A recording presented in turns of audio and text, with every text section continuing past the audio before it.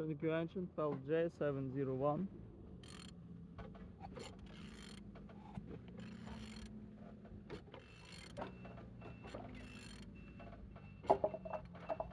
Turning good.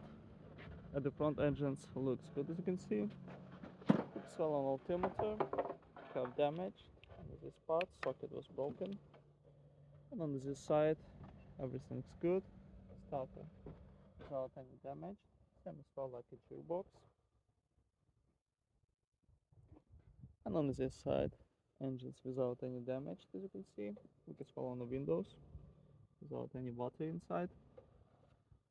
On the top, all connectors and injectors without any damage. Everything's good. On the bottom, oil sump without any cracks, no leaks.